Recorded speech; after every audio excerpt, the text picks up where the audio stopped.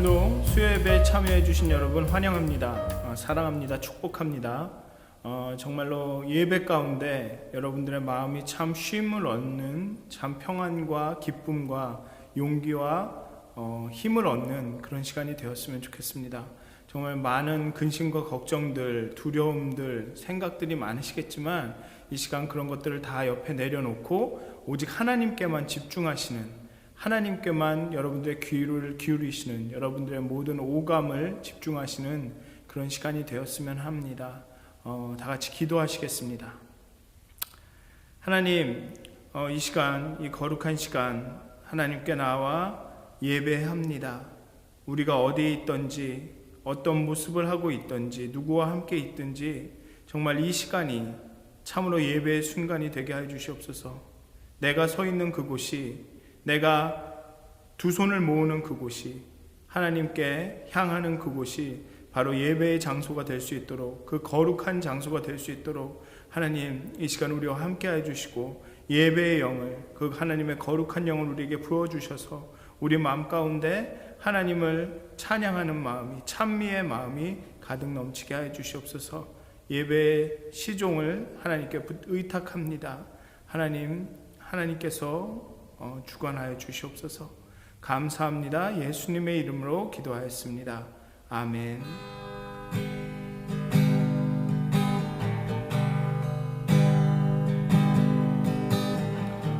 주님의 기쁨 되기 원하네. 내 마음을 새롭게 하소서. 새 부대가 되게 하여 주사. 주님의 빛 비추게 하소서. 내가 원하는 한 가지, 주님의 기쁨이 되는 것. 내가 원하는 한 가지, 주님의 기쁨이 되는 것. 나 주님의 기쁨 되기 원하네.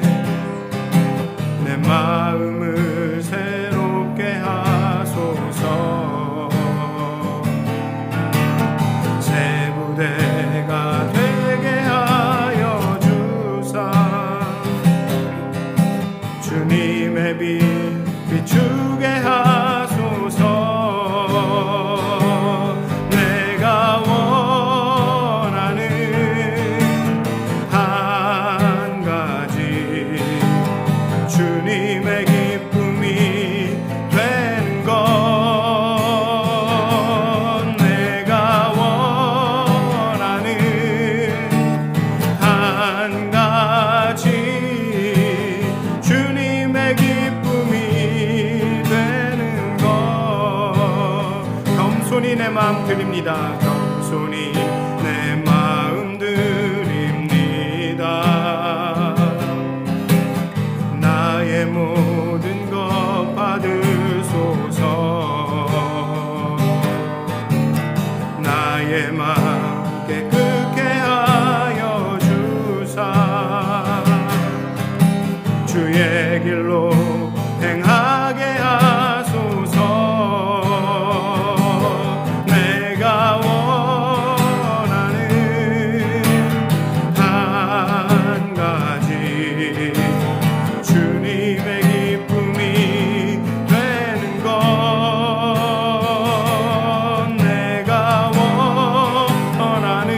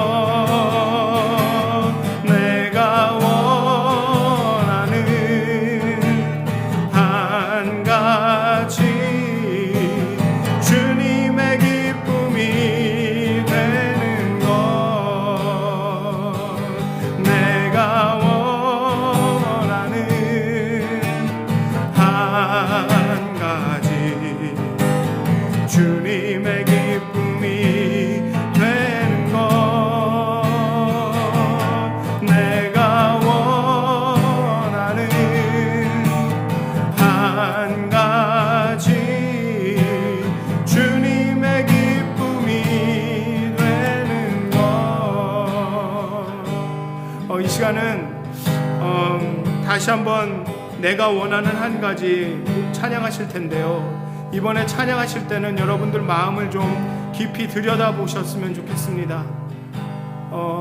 성경은 우리에게 하나님의 나라와 그 의를 먼저 구하라고 하고 있습니다. 하지만 우리 안에는 너무나도 많은 원함들이, 우리 안에는 너무나도 많은 그 자아의 목소리들이 있습니다. 정작 우리가 원하는 것은 주님의 기쁨이 되는 것일진데 우리 안에는 너무나도 많은 원함들이 있습니다. 너무나도 많은 것들을 원합니다.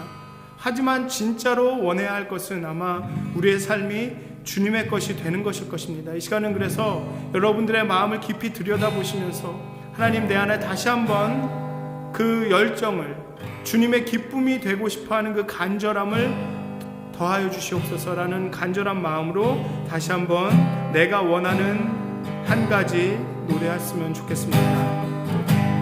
내가 원하는 한 가지, 주님의 기쁨이 되는 것. 내가 원하는 한 가지, 주님의 기쁨이 되는 것.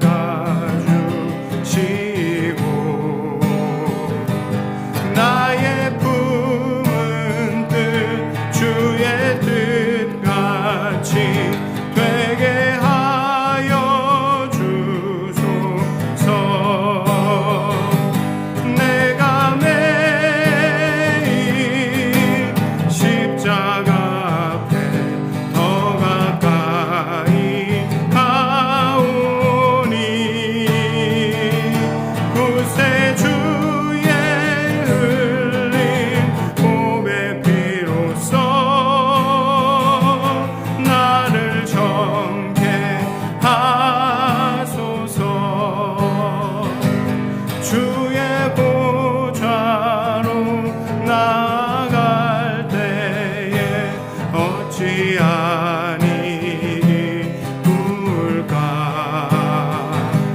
주의 얼굴을 항상 배우니 더욱 친근합니다. 내가 매일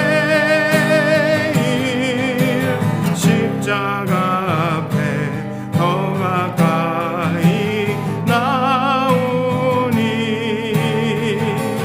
구세주의 흘린 보배 피로써 나를 정케 하소서. 우리 구주의 넓은 사랑을 증량할 자 없으며 주가 주시는 참된 기쁨도 헤아릴 수 없도다. 내가 매일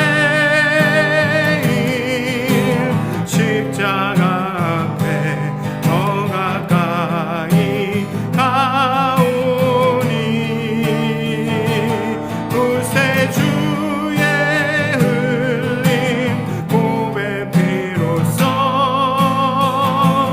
나를 정케 하소서. 내가 매일 십자가 앞에 더 가까이 가오니 구세주의 흘린 보배 피로써 나를 정케 하소서. 내가 매일 십자가 앞에 더 가까이 가오니 구세주의 흘린 보배 피로써 나를 정케 하소서.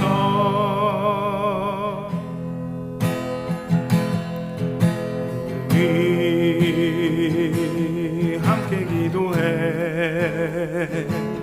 주 앞에 나와 무릎 꿇고 긍휼 베푸시는 주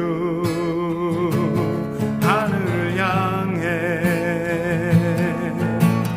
두 손 들고 하늘 문이 열리고 은혜의 빗줄기 이 땅 가득 내리도록 마침내 주 오셔서 의의 빗줄기 우리 위에 부시도록 우리 함께 기도해. 주 앞에 나와 무릎 꿇고 긍휼 베푸시는 주 하늘을 향해 두 손 들고 하늘 문이 열리고 은혜의 빗줄기 이 땅 가득 내리도록 마침내 주 오셔서 의의 빗줄기 우리 위에 부시도록 우리 함께 기도해. 주 앞에 나와 무릎 꿇고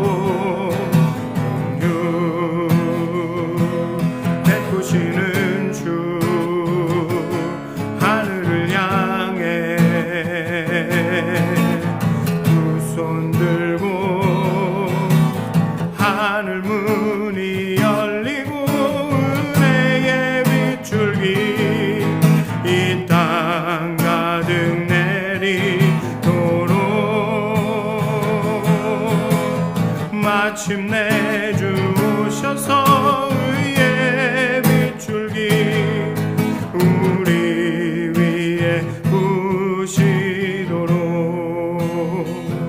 이 시간은 다 같이 예배를 위해서 좀 기도하는 시간을 갖도록 하겠습니다. 정말 하늘 문을 열어주시고 그 은혜의 빗줄기를 이 예배 가운데 부어달라고, 정말 주님께서 오셔서 그 의의 빗줄기를 우리 위에 부어달라고 간절히 이 예배를 위해서 기도하는 시간을 갖도록 하겠습니다. 다 같이 기도하시겠습니다.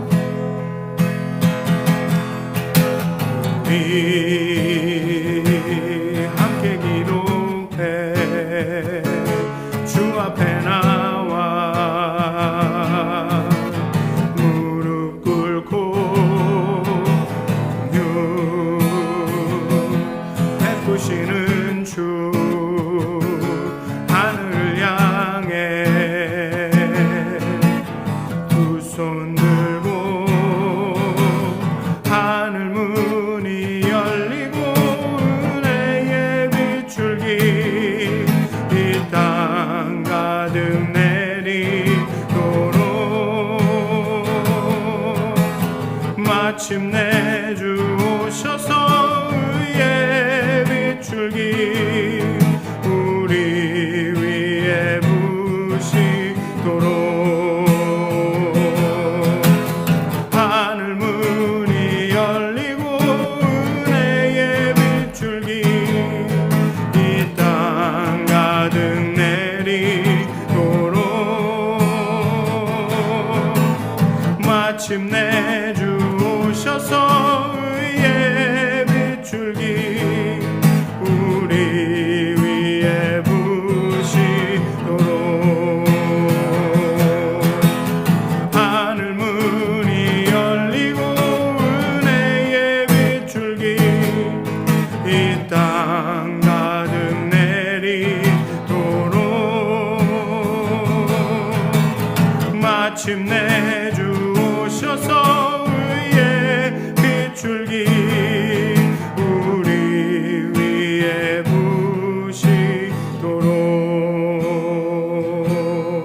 부시도록. 아멘. 네, 오늘 함께 나누실 말씀은 고린도후서 1장 1절부터 11절까지의 말씀입니다. 고린도후서 1장 1절부터 11절까지의 말씀입니다. 제가 봉독하여 드리도록 하겠습니다. 하나님의 뜻으로 말미암아 그리스도 예수의 사도된 바울과 형제 디모데는 고린도에 있는 하나님의 교회와 또 온 아가야에 있는 모든 성도에게 하나님 우리 아버지와 주 예수 그리스도로부터 은혜와 평강이 있기를 원하노라. 찬송하리로다. 그는 우리 주 예수 그리스도의 하나님이시요 자비의 아버지시요 모든 위로의 하나님이시며 우리의 모든 환난 중에서 우리를 위로하사 우리로 하여금 하나님께 받는 위로로서 모든 환난 중에 있는 자들을 능히 위로하게 하시는 이시로다. 그리스도의 고난이 우리에게 넘친 것 같이 우리가 받는 위로도 그리스도로 말미암아 넘치는도다. 우리가 환난 당하는 것도 너희가 위로와 구원을 받게 하려는 것이요 우리가 위로를 받는 것도 너희가 위로를 받게 하려는 것이니 이 위로가 너희 속에 역사하여 우리가 받는 것 같은 고난을 너희도 견디게 하느니라. 너희를 위한 이 우리의 소망이 견고함은 너희가 고난에 참여하는 자가 된 것 같이 위로에도 그러할 줄 암이라. 형제들아, 우리가 아시아에서 당한 환난을 너희가 모르기를 원하지 아니하노니 힘에 겹도록 심한 고난을 당하여 살 소망까지 끊어지고 우리는 우리 자신이 사형 선고를 받은 줄 알았으니 이는 우리로 자기를 의지하지 말고 오직 죽은 자를 다시 살리시는 하나님만 의지하게 하심이라. 그가 이같이 큰 사망에서 우리를 건지셨고 또 건지실 것이며 이후에도 건지시기를 그에게 바라노라. 너희도 우리를 위하여 간구함으로 도우라. 이는 우리가 많은 사람의 기도로 얻은 은사로 말미암아 많은 사람이 우리를 위하여 감사하게 하려 함이라. 아멘. 다시 한번 오늘 수요 예배에 참여해 주신 여러분 주님의 이름으로 환영합니다. 축복합니다. 사랑합니다. 참 불편하실 텐데도 이렇게 매주 수요일 날 함께 해주셔서 너무 감사합니다. 오늘은 절망이 오는 길이라는 제목으로 말씀을 나눌 텐데요. 아마도 왜 절망이 오는 길을 알아야 하느냐라고 궁금해하실 수도 있습니다. 그렇지만 우리가 절망이 오는 길을 안다면, 어떻게 절망에 이르게 되는지를 우리가 안다면 아마 우리가 절망을 피할 수도 있을 것입니다. 쉐렌 키에르케고르는 그의 책인 죽음에 이르는 병이라는 그의 책에서 절망이 죽음에 이르게 하는 병이라고 말했습니다. 신 앞에서, 하나님 앞에서 인간은 절망할 수 없는 밖에 없는 존재라는 것이죠. 늘 불안과 두려움에 휩싸인 존재라는 것입니다. 자기 스스로 자기의 노력으로 그의 삶을 이끌어가면서 그 불안과 두려움을 제거하려고 하지만 늘 삶에 닥쳐오는 그 불안과 두려움을 인간 스스로는, 홀로는 아무것도 어쩔 수 없다라는 결론에 이르게 되고, 그리고 절망에 빠지게 된다는 것입니다. 그런 존재가 바로 인간이라는 것입니다. 그러나 이러한 절망은 또한 하나님과의 관계를 다시 한번 뚜렷하게 인식하게 하는 노력이므로 그 자체로 축복일 수 있다라고 케고르는 이야기했습니다. 즉, 그 절망 가운데 나는 하나님 없이는 되는 존재가 아니구나라는 것을 다시 한번 인식하게 된다는 것이죠. 그렇기 때문에 그리스도인들은, 키에르케고르가 보기에 그리스도인들은 그러한 절망 가운데 특별한 용기를 얻는다는 것입니다. 그리스도인들은 그러한 절망 가운데 하나님과 연결될 수 있는 그 용기를 얻는다는 것입니다. 그리고 그 용기는 어디서 나오냐 하면 두려워하는 것을, 더 두려워할 것을 두려워함으로부터 나온다는 것입니다. 오늘 본문의 말씀 고린도 후서는 그 그리스도인들에 대한 고난과 박해와 어려움을 그 배경으로 하고 있습니다. 단순하게 말씀드리면 고린도 후서의 주제는 우리가 고난을 받고 박해를 받고, 어쩌면 고난과 박해는 우리에게 올 수밖에 없는, 피할 수 없는 것이지만 그럼에도 불구하고 그 가운데 소망이 있다는 것입니다. 오늘 본문의 8절을 보면 바울은 이렇게 이야기합니다. 힘에 겹도록 심한 고난을 당하여 살 소망까지 끊어지고 라고 말합니다. 여기서 심한 고난이라는 것은 배가 물건이 무겁든 아니면 배가 고장나든 깊은 바다로 막 이렇게 깔아앉는 듯한 느낌, 그런 느낌을 표현한 단어입니다. 심한 고난이라는 것이 정말 어떻게 보면 그 우울증과 같은, 디프레션과 같이 정말 이렇게 어딘가로 이렇게 깔아앉는 듯한 느낌을 표현한 것이 심한 고난이라는 것입니다. 그렇게 심한 고난을 겪음, 살 소망까지도 끊어진, 어쩌면 절망의 상태를 표현한 것이 아닌가라는 생각이 듭니다. 어떻게 해도 벗어날 수 없을 것 같은 불안과 두려움에 완전히 사로잡혀 있는 상태. 우리도 인생 가운데 이러한 절망에 빠질 때가 종종 있을 것입니다. 그런데 중요한 것은 어려움이 온다고 우리 삶에 심한 고통과 어떤 심한 그 아픔이 온다고, 고통스러운 일을 당한다고 해도 모두가 절망에 빠지는 것이 아니라는 것입니다. 어려움이 오면 바로 절망에 빠지는 것이 아니라는 것이죠. 어려움이 반드시 사람을 절망으로 이끄는 것은 아니라는 것입니다. 절망이 오는 길이 있습니다. 절망에 빠지게 되는 길이 있습니다. 첫째로는 하나님이 아닌 나에게 집중할 때라고 이야기합니다. 9절에 보면 이는 우리로 자기를 의지하지 말고 오직 죽은 자를 다시 살리시는 하나님만 의지하게 하심이라.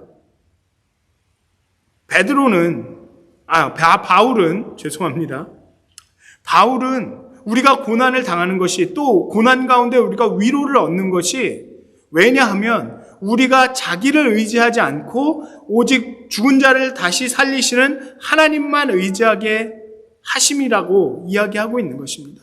이거는 키에르케고르가 얘기하는 것과 마찬가지입니다. 그리스도인들은 더 우리의 삶 가운데 있는 그 두려움과 불안보다 더 두려워할 존재를 두려워하게 함으로 고난 가운데, 절망 가운데 용기를 얻는다고 했습니다. 그것과 마찬가지입니다. 오직 죽은 자를 다시 살리시는 그 하나님만을 두려워하고, 우리 영혼을 죽이시기도 하시는 그 하나님만을 두려워하고, 죽은 자를 다시 살리시는 하나님만 의지하게 하심이라.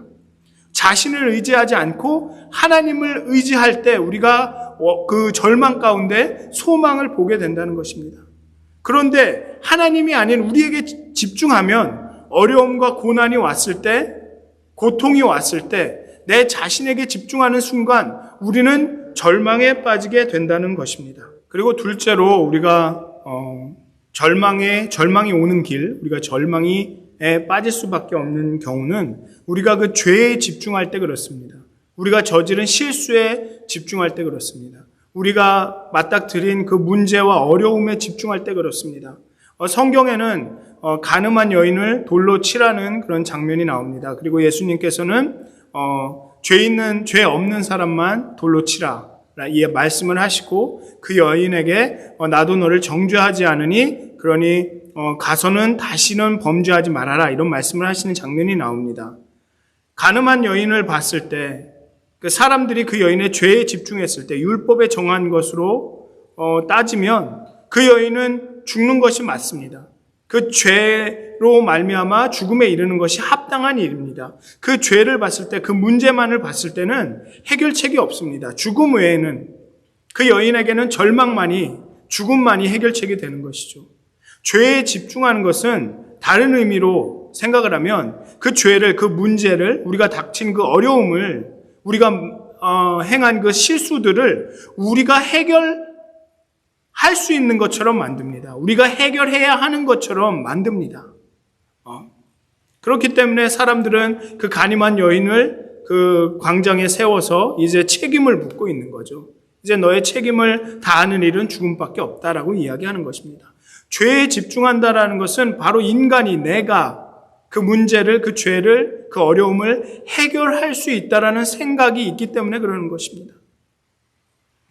그런 것들이 바로 절망에 이르게 하는 것이죠. 하나님이 용서하지 않으실 거예요. 나도 용서를 못하겠는데, 나도 내 자신을 용서하지 못하겠는데, 사람도 나를 용서하지 못하는데 어떻게 하나님이 용서하시겠어? 그런 얘기는 하나님을 나의 수준으로 만드는 겁니다. 죄에 집중하고 그 문제에 집중하고 우리에게 닥친 어려움에만 집중하게 될 때는 내가 그 문제를 해결할 수 없으니까 마치 하나님도 해결할 수 없는 것처럼 느껴지게 된다는 것입니다. 하나님을 나의 수준으로 뭐라 할까요? 하향 평준화시키는 것이죠. 문제보다 하나님이 크시다는 생각을 할 수가 없습니다. 왜냐하면 나의 시선은 온전히 문제에, 그 죄에, 어려움에, 닥친 환난에 고정되어 있기 때문입니다. 제 대학 후배 중 한 친구가 있는데요. 그 친구는 대학교 2학년 때, 3학년 때 그 정명석이라는 사람이 이끄는 그 이단에 잠시 빠지게 됩니다. 그리고 거기서 그 정명석을 가까이 이렇게 보필하는 역할을 하고 나중에 몇 년 후에 깨달아서 그 이단을 나오게 되는데요. 끊임없이 그 친구 마음 가운데는 그 죄책감이 있습니다. 몇 시간씩을 얘기를 해도 그 친구는 이렇게 얘기합니다. 하나님이 나를 용서하지 않으실 것이다. 나를 용서하실 수가 없다. 내가 저지른 그 일들을 볼 때 나는 나를 용서를 못하는데 어떻게 하나님이 용서하실 것이냐. 그래서 나는 하나님 앞에 나아갈 수가 없다. 돌아갈 수가 없다. 라며 절망에 빠진 삶을 계속 살아가는 것을 보았습니다. 끊임없이 하나님은 용서하신다라는 말을 해도 그 자신은 그 자신이 저질렀던 그 죄에 집중하고 있었기 때문에, 자신이 저질렀던 그 실수에 집중하고 있었기 때문에 하나님을 보지 못하더라고요. 항상 우리가 이게 죄에 집중하거나 옳고 그름에 집중해서 옳고 그름을 따지려고 할 때는 그 안에는 소망이 없습니다. 우리 중 그 누구도 완전하게 옳을 수 없고 그 누구도 완전하게 올바른 선택을 할 수 없기 때문에 그렇습니다. 그러나 그러한 죄를 해결하시는 은혜가 있습니다. 사랑이 있습니다. 이를 말하지 않으면 우리는 언제나 절망에 빠질 수밖에 없습니다.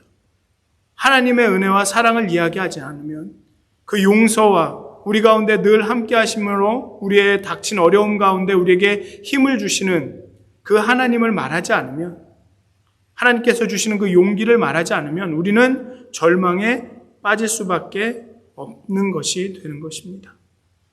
그리고 세 번째로 두 번째 이야기와 같은 이야기지만 현실에 집중했을 때 우리는 절망에 빠지게 됩니다. 바울의 현실을 봅시다. 바울의 사역을 보면 주변에 많은 사람들이 바울의 사역을 곱게 보지 않은 듯 합니다.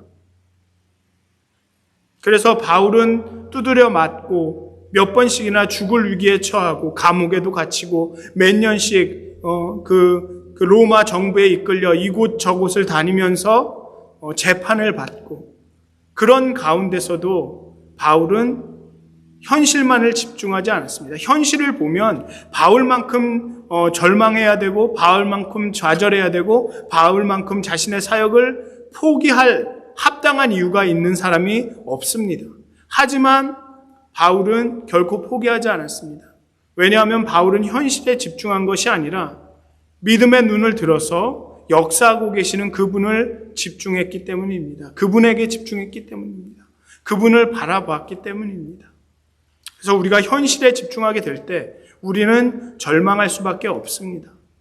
그래서 우리가 우리 자신을 집중하거나 우리가 저지른 죄에 집중하거나 우리에게 닥친 어려운 현실을 집중하게 될 때 우리는 절망에 빠질 수밖에 없습니다. 절망은 그렇게 우리에게 옵니다. 다시 한번 말씀드리지만 어려운 일을 당하는 모든 사람들이, 고난을 겪는 모든 사람들이 절망에 빠지는 것은 아닙니다. 그러나 환난과 어려움이 우리에게 닥쳐올 때 우리가 우리 스스로에게 집중하고 우리가 해결하려고 하고 우리가 저지른 실수와 그 죄에 그 환난에 집중하고 그 어려운 현실에 집중하게 될 때 우리는 소망을 보지 못하고 절망에 빠지게 되는 것입니다.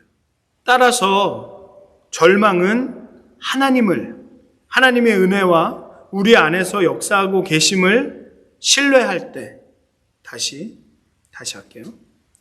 따라서 절망은 하나님을 신뢰할 때, 하나님의 은혜를 신뢰할 때, 하나님께서 우리 안에서 역사하고 계심을 신뢰할 때 극복할 수가 있는 것입니다. 그런데 중요한 것은 절망에 빠지지 않는 것이 중요한 것이 아닙니다. 소망을 갖는 것이 더 중요한 것입니다. 절망하지 않는 것이 중요한 것이 아니라 절망하지 않는 것을 넘어서 소망을 갖는 것이 중요하다라는 뜻입니다. 하나님은 출애굽 이스라엘 백성을 애굽에서 건져내시기만 한 것이 아닙니다. 출애굽만을 행하신 것이 아닙니다. 하나님은 출애굽하셨을 뿐만 아니라 이스라엘 백성을 애굽으로부터 구하셨을 뿐만 아니라 가나안으로 가게 하셨습니다. 약속의 땅인 가나안으로 인도하셨습니다. 죄에서 해방을 그냥 보여준 것이 아니라 성취하신 것이 아니라 그리스도를 닮은 거룩한 삶을 또한 보여주셨습니다.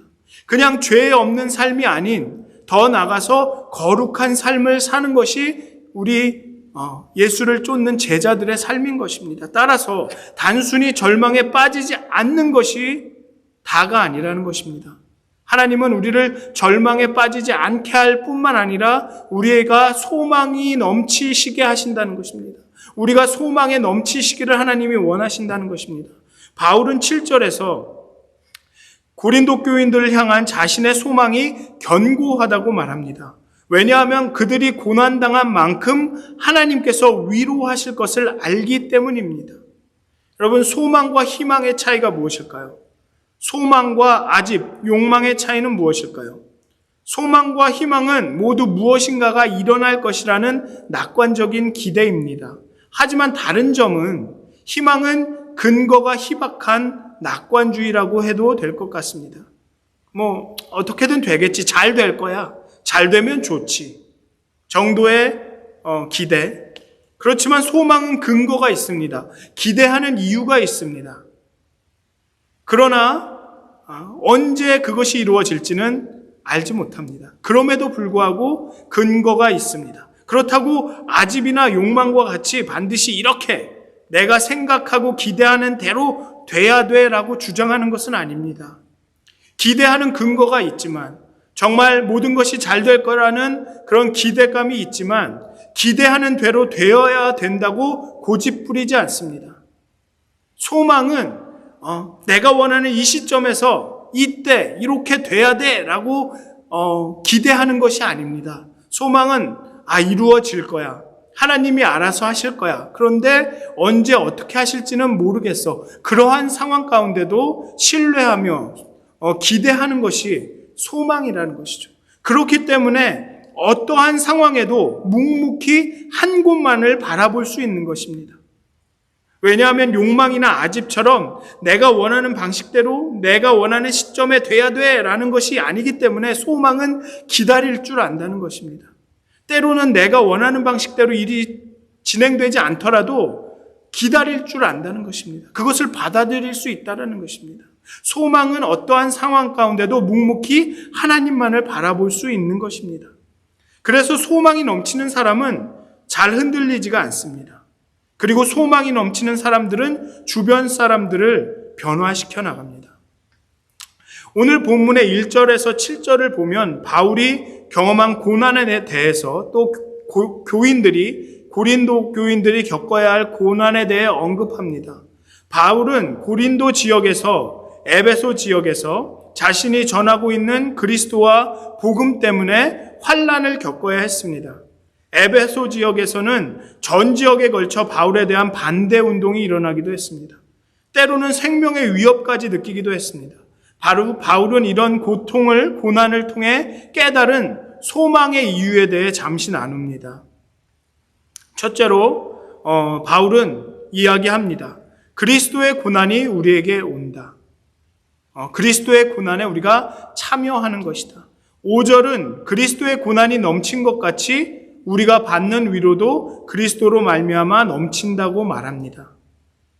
그리스도의 고난이 우리에게 반드시 오는데 그럼에도 불구하고 그리스도의 위로가 우리가 받는 위로도 그 그리스도로 말미암아 함께 넘친다고 말합니다. 우리 고난의 현실을 인정을 하지만 우리가 어렵고 힘들고 환난 가운데 있음을 인정을 하고 또 앞으로도 그런 어려움과 고난이 닥칠 것을 예상을 하지만 또 한편으로 그 그리스도를 통해서 그 위로함이 우리에게 넘칠 것을 바라보고 있습니다. 그렇기 때문에 바울은 소망이 넘칠 수 있었던 것입니다. 그리고 하나님의 위로는 즉각적인 해결이 아닙니다. 정말로 재밌는 것은 하나님께서 해결하실 것이다. 하나님께서 답을 주실 것이다 하는 것이 아니라 그 어려움 가운데 고난 가운데 하나님이 위로하신다라고 합니다.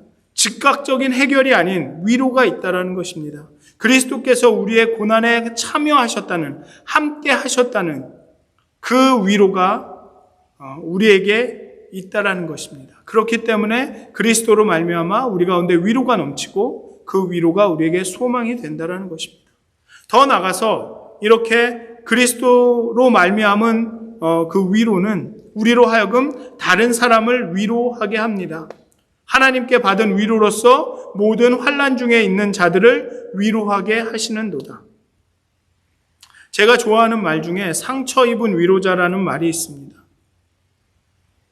내가 아픔을 겪었기에 그 아픔 겪은 사람을 위로할 수 있다라는 것. 내가 그 고난 가운데 환난 가운데 그 위로를 얻었기 때문에 또 고난과 환난에 있는 사람들을 위로할 수 있다는 것. 기뻐하는 자와 함께 기뻐하고 우는 자와 함께 울 수 있다는 것입니다. 이 모든 것이 바울에게 소망이 됐다는 것입니다. 이런 것을 알고 있었기 때문에 그 고린도 교인들에 대해서 소망이 넘친다고 말할 수 있었던 것입니다. 비록 고린도 교인들의 앞에는 그 환난과 핍박이 있지만 하나님께서 위로하실 것을 알기에 또 그 위로가 우리 가운데 넘쳐서 서로를 위로할 수 있게 될 것을 알기 때문에 바울은 소망 가운데 넘쳤다. 그 고린도 교인들에 대한 소망이 넘쳤다라고 이야기하고 있습니다. 바울은 소망이 견고하다라고 말했습니다. 환난과 고난 중에도 우리가 위로를 얻을 것이고 또 그 얻은 위로로 서로를 위로하기에 우리는 고난 가운데도 소망에 견고할 수 있다라고 말하고 있습니다. 여러분, 하루하루가 여러분들 어쩌면 하루하루가 절망할 충분한 이유가 있을지도 모릅니다. 정말 오늘 바울이 이야기한 것처럼 정말 심한 고난을 받아서 정말 소망을 다 잃을 지경에 있을지도 모르겠습니다. 하지만 우리 자신이 아니라 우리의 죄나 우리의 현실이 아니라 정말 하나님께 집중하셨으면 좋겠습니다. 그리스도로 고난을 받으면 그리스도로 말미암아 위로가 있을 것이고 그 위로가 우리 가운데 넘쳐서 서로를 위로하게 돼서 정말 우리 공동체가 우리가 정말 소망 안에서 견고하게 될 수 있음을 좀 믿음으로 바라보셨으면 좋겠습니다. 그렇게 하루하루를 견디셨으면 좋겠습니다. 소망 가운데 앞에서 말씀드린 대로 바로 이루어지진 않지만 우리 뜻대로 되지는 않을 것이지만 정말 하나님이 뜻하신 대로 이루어지실 것이라는 그 소망을 갖고 정말 이 고난과 환난을 견디셨으면 좋겠습니다. 정말 하나님께서 위로하시는 그 위로하심을 경험하시면서 정말 하루하루를 잘 견디시기를 주님의 이름으로 축원드립니다. 다 같이 기도하시겠습니다. 하나님, 우리 가운데 어려움이 올 때, 우리 가운데 환난이 닥칠 때 우리는 우리 자신을 집중합니다. 그 문제 자체를, 그 환난 자체에 집중합니다. 그리고 우리가 할 수 없음을 깨닫고 우리가 그 문제와 그 일들을 해결할 수 없음을 깨닫고 우리의 죄를 해결할 수 없음을 깨닫고 우리는 불안해하고 두려워하고 급기야는 절망에 빠지게 됩니다. 이 주변의 현실을 아무리 들여다봐도 조그만 어떤 소망의 흔적을 찾기가 너무나도 어렵습니다. 그렇지만 우리가 믿음의 눈을 들 때 정말 고난과 환난 가운데 위로하시는 하나님을 바라볼 때 정말 우리 가운데 소망이 넘치는 것을 우리가 이제 알았습니다. 하나님, 우리가 믿음의 눈을 들어 하나님을 보게 하여 주시옵소서. 정말 하나님의 위로를 형제 자매와 우리가 이웃과 나누게 하여 주시옵소서. 그리하여서 하나님 비록 고난과 환난 가운데서라도 정말 소망 위에 견고하게 설 수 있도록 하나님의 그 거룩한 영을 우리 가운데 부어주시고 정말 하나님이 주시는 위로로 다시 한번 살아나게 하여 주시옵소서. 감사합니다. 예수님의 이름으로 기도하였습니다. 아멘. 힘들고 지쳐 낭망하고 넘어져 일어날 힘 전혀 없을 때에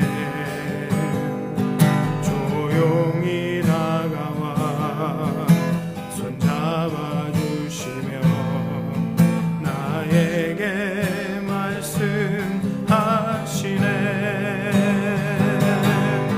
나에게 실망하며 내 자신 연약해 고통 속에 눈물 흘릴 때에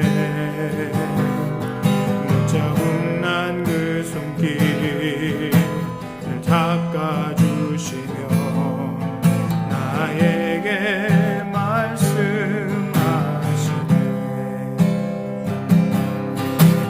너는 내 아들이라.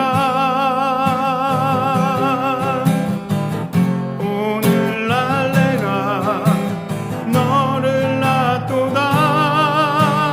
너는 내 아들이라. 날 사랑하는 내 아들이라.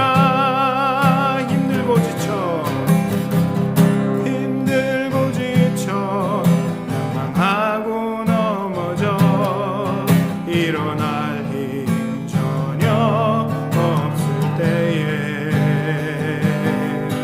조용히 다가와 손잡아 주시며 나에게 말씀하시네.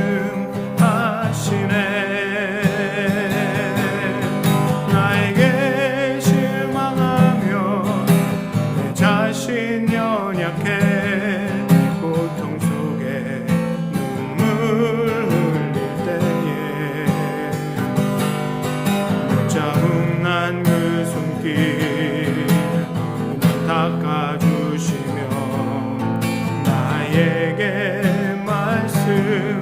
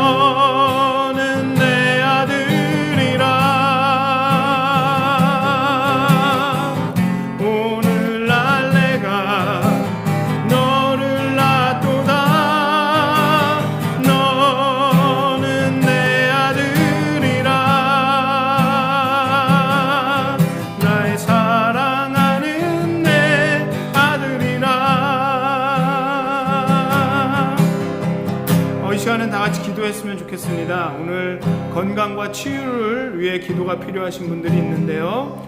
홍만표 교우님, 이면혜 교우님, 김성덕 교우님, 오정문 교우님, 전명자 교우님, 배영주 교우님, 그리고 리차드 그리핀, 그리고 홍춘자 교우님, 황현 교우님, 엄현숙 교우님, 전영진 교우님, 장설열 교우님, 박정혜 교우님, 그리고 이혜자 교우님을 위해서 정말 건강을 빨리 회복시켜 달라고 좀 모든 검사 받으시는 것이나 수술하실 것들이 있으면 다 정말 하나님 은혜 가운데 정말 잘 이루어질 수 있도록 정말 건강하게 지켜달라고 우리 다 같이 기도하는 시간을 갖도록 하겠습니다. 다 같이 기도하시겠습니다. 너는 내 아들이라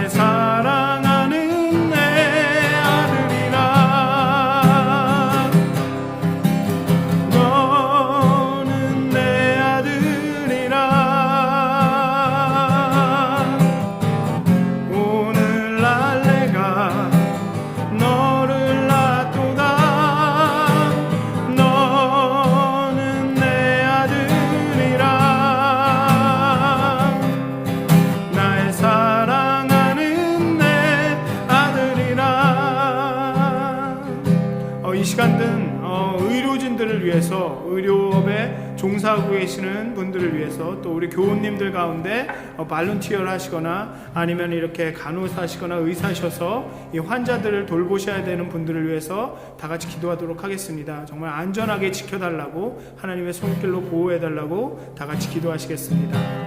너는 내 아들이라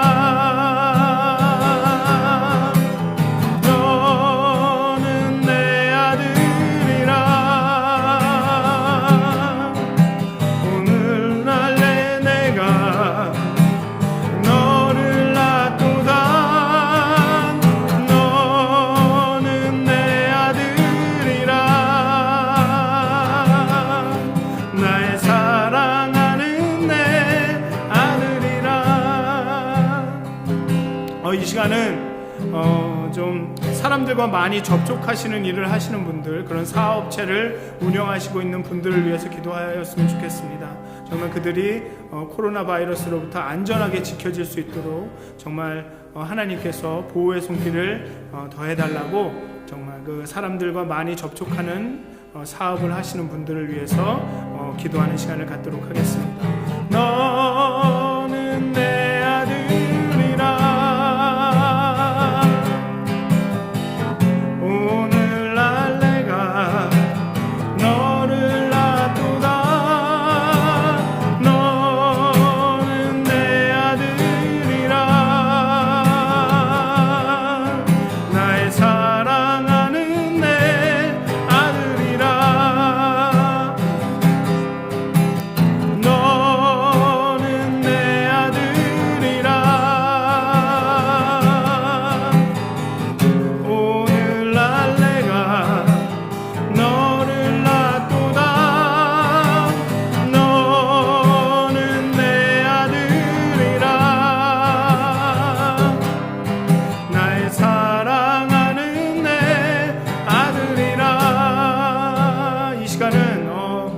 자녀들을 위해서 기도했으면 좋겠습니다.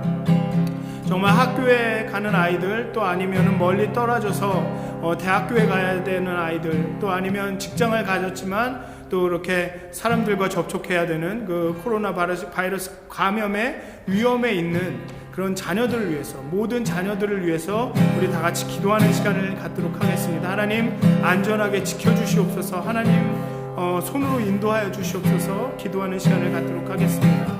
너는 내 아들이라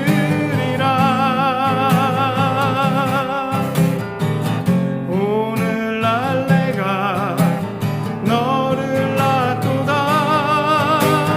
너는 내 아들이라 나의 사랑하는 내 아들이라 너는 내 아들이라 오늘날 내가 너를 낳도다. 너는 내 아들이라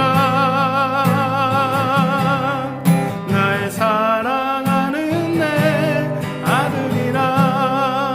마지막으로 이 시간은 교회를 위해서 함께 기도하도록 하겠습니다. 정말 하나님께서 이 교회를 세우셨고 하나님께서 이 교회를 인도하시고 계십니다. 정말 하나님께서 이 교회를 정말 하나님의 온전한 뜻 가운데 정말 하나님이 원하시는 방법으로 원하시는 곳으로 인도해 달라고 정말 이 교회를 위해서 기도하는 시간을 갖도록 하겠습니다. 다 같이 기도하시겠습니다. 너는 내 아들이라 오늘날 내가 너를 낳도다. 너는 내 아들이라 나의 사랑하는 내 아들이라 너는 내 아들이라 오늘날 내가 너를 낳도다. 너는 내 아들이라 나의 사랑하는 내 아들이라 너는 내 아들이라 오늘날 내가 너를 낳도다. 너는 내 아들이라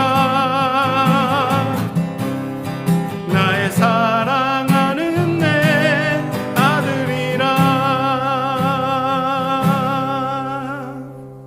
예수님의 이름으로 기도하였습니다. 아멘. 하늘에 계신 우리 아버지여, 이름이 거룩히 여김을 받으시오며 나라의 마옵시며 뜻이 하늘에서 이루어진 것 같이 땅에서도 이루어지이다. 오늘날 우리에게 일용할 양식을 주옵시고 우리가 우리에게 죄진 자를 사하여 준 것 같이 우리의 죄를 사하여 주옵시고 우리를 시험에 들게 하지 마옵시고 다만 악에서 구하옵소서.